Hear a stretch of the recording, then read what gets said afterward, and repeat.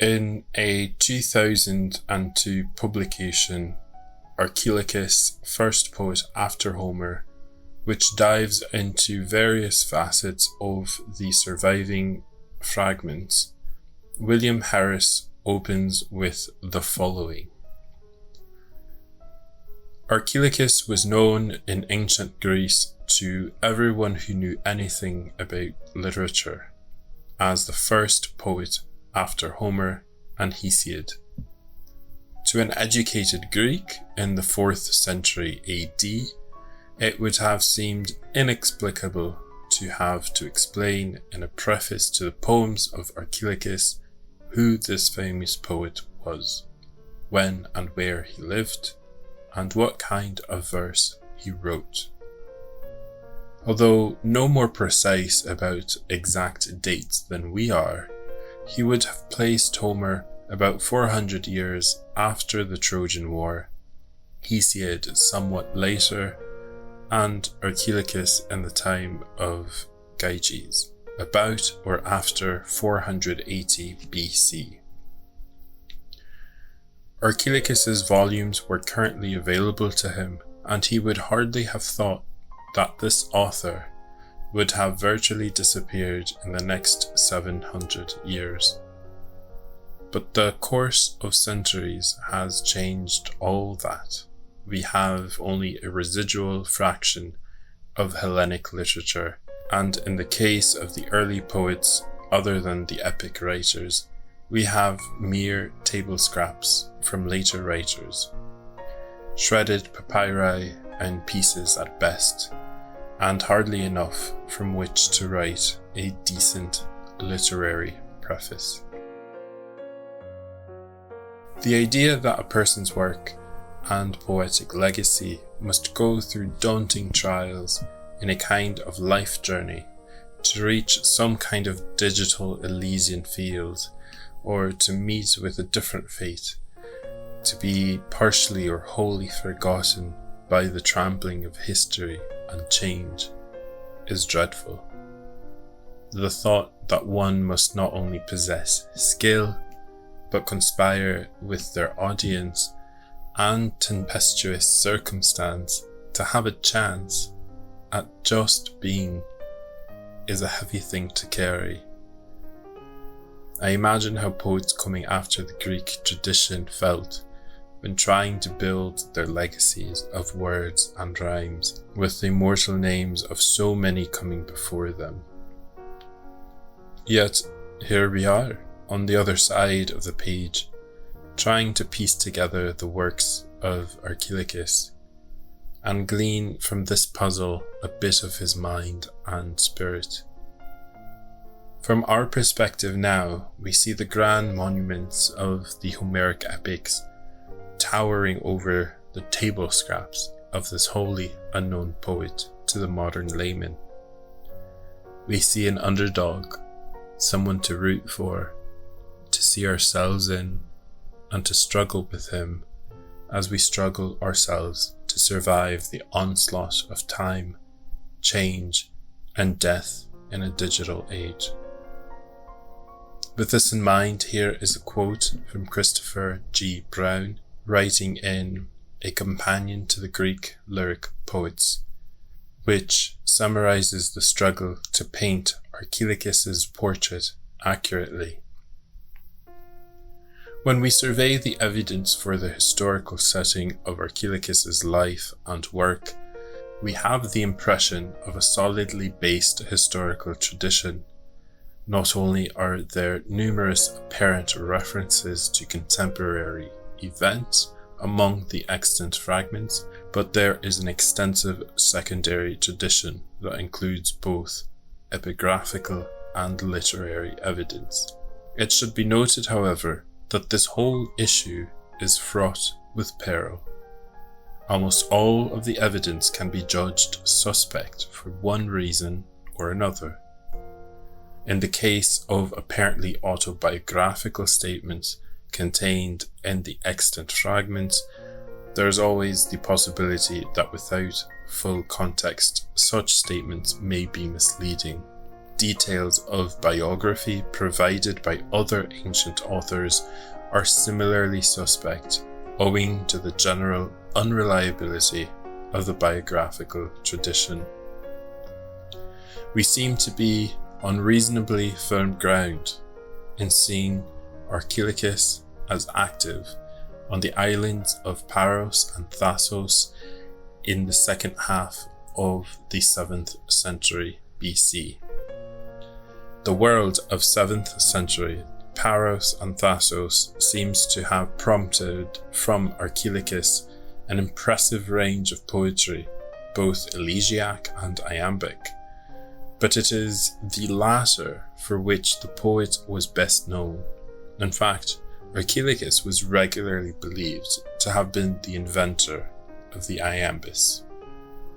In the ancient biographical tradition, Archilochus seems to have been associated closely with the religious traditions of his community. According to Pausanias, in Polygnotus' painting of the underworld, in the Cnidian Leschi at Delphi, Archilochus' grandfather, Tellus, was depicted in Charon's boat along with Cleobia, the priestess who introduced the rites of Demeter to Thasos from Paros. This combination suggests that Archilochus' family, and likely the poet himself, was of some importance in Paros' colonization of Thasos.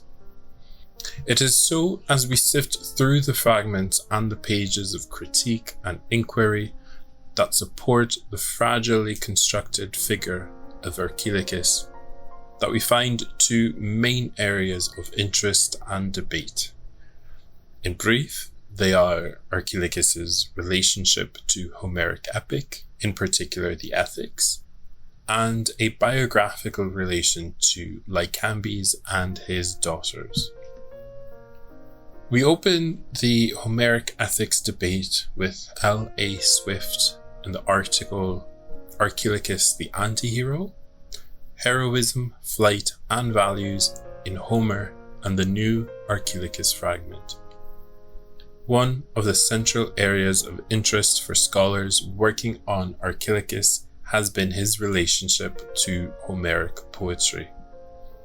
In addition to the linguistic connections between Archilochus' poetry and Homeric epic, Archilochus makes use of similar themes and draws on a similar set of values to the traditional heroic material we know of from the Homeric poems. Yet, the obvious differences in the way this material is handled has led to one of the longest standing debates in the study of Archilochus' poetry. Should we read him as a poet who fundamentally criticizes or undermines the values of epic, or should we instead focus on the continuities between Homer and Archilochus? Let's backtrack a bit to a fragment found earlier than the one Swift discusses to establish some insights into the ongoing conversation. Harris sets the scene in reference to a particularly well discussed fragment. I will quote his translation first. Some Thracian is delighted with the shield, which beside a bush I left unwillingly, an excellent and perfect armament. Myself I saved. Why should that shield be important to me? The hell with it. I'll get another again, just as good.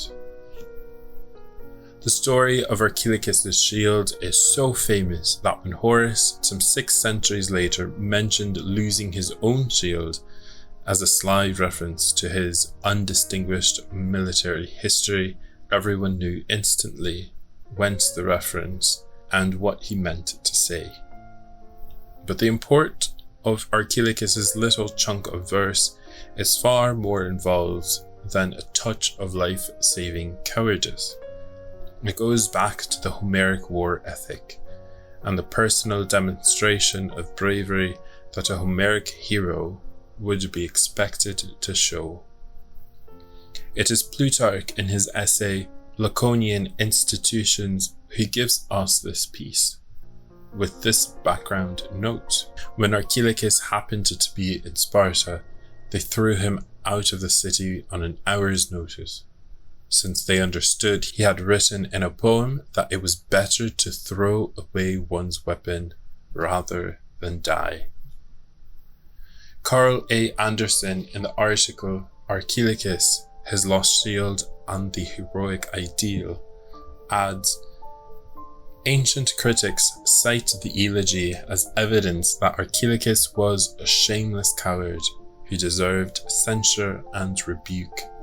This view was already well established in 5th century Athens. Critias remarks that the most disgraceful of all the poet's actions was that he threw away his shield, and Aristophanes draws on aspects of the poem to characterize Cleonymus, a favourite target of comic abuse, as a shield thrower. Anne Pippin Burnett, in 3 archaic poets, Archilochus, Alcaeus, Sappho, doesn't see this as a straightforward defiance of Homeric values and finds unease and nuance, stating, the first couplet thus represents a charge of anti-heroic conduct levelled by the singer against himself. But the misplaced epithet prepares the song for the turn of thought that follows. A shield carries the insignia of a noble warrior, but dress it how you will, it is only a thing. And the second pair of lines quickly strips the shield of its symbolic power, reducing it to a mere object that can be bought and sold. Survival is clearly more valuable than a piece of oxhide or even of beaten metal, and the present singer is happy to buy his life at the price of his claim to an outdated form of honour. This at least is what he says in his capping lines.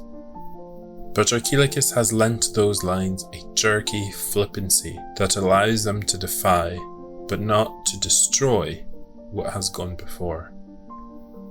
In consequence, the full 4-line suite conveys a deeper impulse than mere rude rebellion against the old notions of battlefield virtue, for its final bravado labels this choice as one that was not easy to make. The singer boasts that he has separated himself from the sham of ancient pretensions, but his pride is evidently a mixed emotion, and he does not disguise the fact that it is an inglorious self that he has preserved. He has exposed a notion of honour that is dependent upon outward trappings and held principally by cultured strategists who eat leavened bread and couch on couches to drink.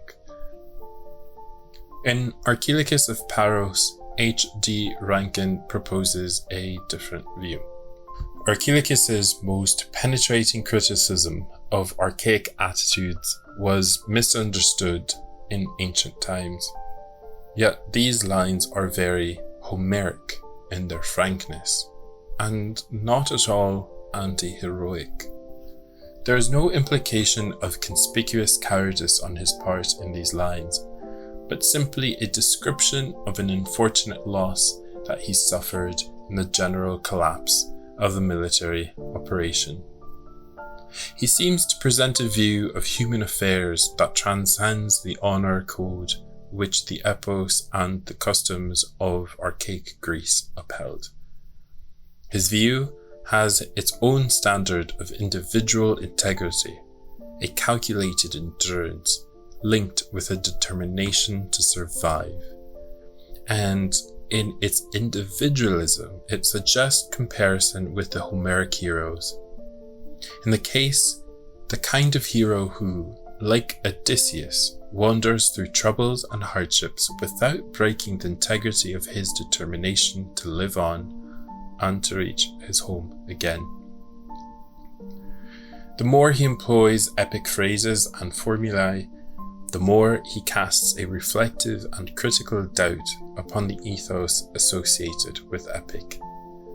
This poetic mode involves parody of epos, but it might also be described as ironical, in that it involves more than one level of meaning, and implies criticism of the basic or tenor assumptions in the poetic tradition. Archilochus uses the phrases and themes which every decent man accepted as integral to poetry at that time, but he uses them not simply because they are inevitable for the purpose of effective communication on warlike topics, but that the additional purpose of turning them in a new direction.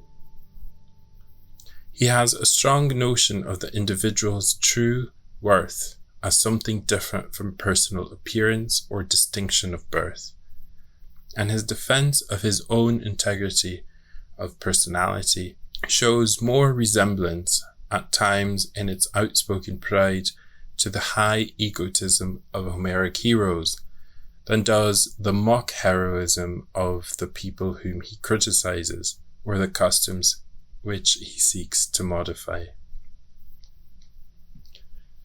It seems clear for these excerpts that the battle lines are not drawn too clearly in the scholarship of the last 100 years. We return to Swift, which after the analysis of the 2005 fragment concludes with, "Thus, the new fragment helps us to reassess the traditional dichotomy between Archilochus the subverter and Archilochus the follower of Homer, by demonstrating the subtlety and variety of Archilochus's use of epic material and the nuanced use Archilochus makes of epic in order to achieve his own poetic goals." As for the poet's relationship to Lycambes and his daughters, Brown provides this overview. There is no doubt that the best known examples of Archilochian invective in antiquity were the series of poems written against Lycambes and his family, a feud that is richly attested in our ancient sources for the poet's biography. According to the usual version, Archilochus was promised the hand of Lycambes' daughter Neobule in marriage, but for some unspecified reason, Lycambes broke the engagement. As a result, Lycambes composed fierce poems of invective against Lycambes and his family. Up to this point, the ancient reports are unanimous. Concerning the results of Archilochus' campaign of invective, however, there is no precise agreement among the sources. All agree that there was a suicide, but reports differ concerning who committed suicide. It is clear from the discrepancies among the ancient testimonia that the story of the feud and the consequent suicide cannot be accepted uncritically. Is it sound to believe that all details in the ancient biographies of poets must be derived from their works? The answer must be no. What cannot be discounted is the survival of local traditions which developed independently from the poets. The question of the suicide of the Lycambids cannot be resolved with any certainty.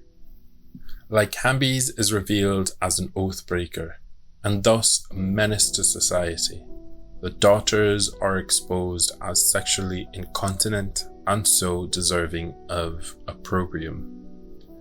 By subjecting his enemies to invective, Archilochus seeks to protect the community. However personal the insult, Archilochus treats his feud with Lycambes as a matter of public concern, and this public aspect seems to lie very near the heart of iambus. Meanwhile, M. L. West in Studies in Greek Elegy and Iambus gives voice to a non-biographical view here. The possibility I am suggesting is that Lycambes and his libidinous daughters were not living contemporaries of Archilochus, but stock characters in a traditional entertainment with some, perhaps forgotten, ritual basis. It may be objected immediately that Archilochus could not stand before the public and pretend to have been involved in a marriage arrangement with a fictitious family. But here we must heed Dover's warning, that in an Archilochian iambus the poet is not necessarily speaking in his own person. There is room for the assumed personality and the imaginary situation. I've left out going deeper into the arguments for and against in either debate, and will likely revisit these questions again, as they are still largely unresolved. However, another question remains. How do we relate to Archilochus? Throwing scholarly rigour aside, I can't help but fill in the gaps in the tapestry of who Archilochus was and the full range of his work with pieces of myself and my experiences. I can't help wanting to build him back up into a recognisable fullness of being, to make him whole, preserved and cherished. In this way, the meta-story of Archilochus for me is my story and reflects my anxieties and values. And if you too let the mantle of rigid academia slip, perhaps you will find an Archilochus of your own. Whether you see him and his poetic persona as a hero continuing the epic tradition, or an iconoclast, a scorned lover, or an inventive iambiographer of fictions, he remains an eternal underdog, fighting for his place in the unrelenting flow of time and accidents.